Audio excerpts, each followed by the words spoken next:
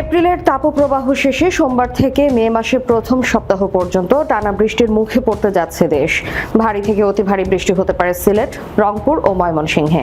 টানা বৃষ্টি ও উজানের ঢলে উত্তর পূর্বের জেলা সুনামগঞ্জ, সিলেট, নেত্রকোনা, হবিগঞ্জ ও মৌলভীবাজারে আকস্মিক বন্যার শঙ্কা রয়েছে বলে জানিয়েছে আবহাওয়া অফিস ও বন্যা পূর্বাভাস ও সতর্কীকরণ কেন্দ্র। শেষ হতে চলেছে এপ্রিলের তাপপ্রবাহ। এ মাসের 20 তারিখে শুরু হওয়া মৃদু থেকে মাঝারি তাপপ্রবাহ বিদায় নিয়েছে শনিবার। এবছর এখন পর্যন্ত তাপমাত্রার পারদ উঠেছে রাজশাহীতে সর্বোচ্চ 40 ডিগ্রি সেলসিয়াস। আগামী 27 এপ্রিল থেকে শুরু হতে পারে বৃষ্টি। আবহাওয়া অধিদপ্তরের মহাকাশ পর্যবেক্ষণ বলছে, সিলেট, রংপুর, ময়মনসিংহ, ঢাকা ও চট্টগ্রামে ভারী বৃষ্টি হতে পারে। সঙ্গে কালবৈশাখী ও বজ্রপাতের শঙ্কা রয়েছে।